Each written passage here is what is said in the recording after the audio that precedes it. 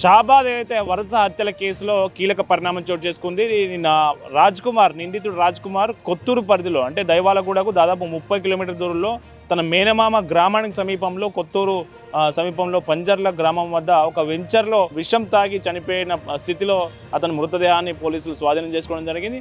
మృతదేహాన్ని వెంటనే చేవెళ్ళ ప్రభుత్వ ఆసుపత్రికి తరలించారు. అక్కడ పోస్ట్ మార్టం నిర్వహించిన తర్వాత మృతదేహాన్ని తీసుకెళ్లడానికి కుటుంబ సభ్యులు సహా బంధువులు ఎవరు ముందుకు రావడంతో నిన్న అనాథ శవంలా ఎప్పుడైతే రాజ్ కుమార్ సెల్ఫీ వీడియోలో మాట్లాడిండో దాదాపు నేను 2 ఎకరాల వరకు ఆ అమ్మాయిని నమ్మి 2 ఎకరాల వరకు భూమి మొత్తం అమ్మి డబ్బులు మొత్తం వాళ్ళకే పెట్టాను. సో అమ్మాయి నన్ను మోసం చేసింది, అందుకే వాళ్ళని నేను చంపాలని నిర్ణయం తీసుకున్నాను.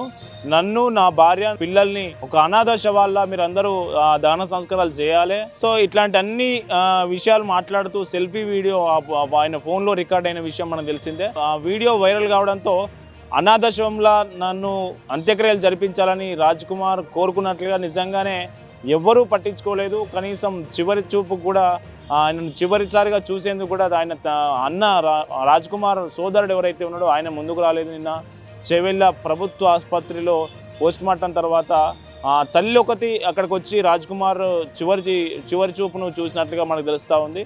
సో మిగతా వాళ్ళు ఎవరూ రాలేదు, ముందుకు రాకపోవడంతో మున్సిపల్ సిబ్బంది చేవెళ్ళ మున్సిపల్ సిబ్బంది ఆధ్వర్యంలోనే నిన్న అంత్యక్రియలు జరిపారు.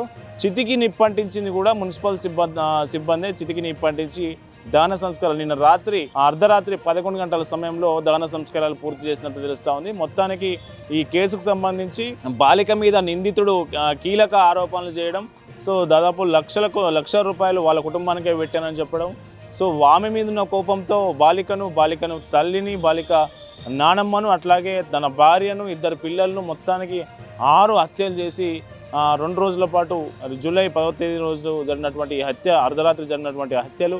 సో నిన్న అంత్యక్రియలతో ఈ ఎపిసోడ్ క్లోజ్ అయిందని చెప్పవచ్చు. అయితే పోస్ట్ మార్టం రిపోర్టు బయటకు రావాల్సి ఉంది. సో ఆయన విషం తీసుకున్నాడా, ఎప్పుడు తీసుకున్నాడు, ఎన్ని గంటల తర్వాత ఆయన చనిపోయాడు, సో ఎక్కడ విషం కొనుగోలు చేసిండు, ఇట్లాంటి అన్ని అంశాలను దర్యాప్తులో కీలకంగా మారే అవకాశం ఉంది. మొత్తానికి ఈ కేసుకు సంబంధించి రాజ్ కుమార్ ఒక అనాథ శవంలా చివరికి అంత్యక్రియలు నిన్న నిర్వహించడం జరిగింది మున్సిపల్ సిబ్బంది ఆధ్వర్యంలో. అనాథ శవాలకైతే ఎట్లాగైతే మున్సిపల్ సిబ్బంది అంత్యక్రియలు చేస్తారో మున్సిపాలిటీ ఆధ్వర్యంలోనే నిన్న రాజ్ కుమార్ కూడా సేమ్ అదే పద్ధతిలో అంత్యక్రియలు పూర్తి చేయడం జరిగింది. చేవెళ్ళ పట్టణంలోనే శ్మశాన వాటికలో అంత్యక్రియలు పూర్తి చేయడం జరిగింది.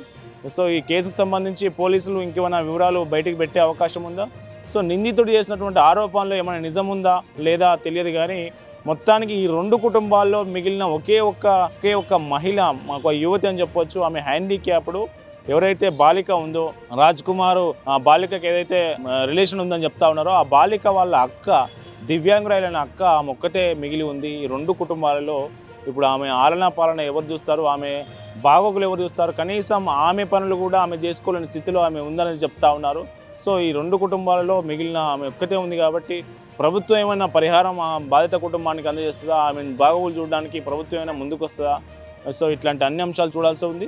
సో ఈ కేసుకు సంబంధించి కూడా పోలీసులు ఫైనల్గా ఒక స్టేట్మెంట్ రిలీజ్ చేసే అవకాశం ఉందా లేదా, అసలు ఏం జరిగింది, ఎట్లా జరిగింది అనే దాని మీద కూడా ఒక కన్క్లూజన్కి వచ్చే అవకాశం ఉందా లేదా మనం వేచి చూడాల్సిన అవసరం ఉంది. మొత్తానికైతే రాజ్ కుమార్ అంత్యక్రియలు ఒక అనాథ శవానికి ఎట్లయితే అంత్యక్రియలు జరుగుతాయో రాజ్ కుమార్ కూడా అట్లే అంత్యక్రియలు నిన్న అర్ధరాత్రి 11 గంటలకు చేవెళ్ళ పట్టణంలో శ్మశాన వాటికలో ఆయన చితికి మున్సిపల్ సిబ్బంది నిప్పంటించి దహన సంస్కారాలు నిర్వహించిన పరిస్థితి.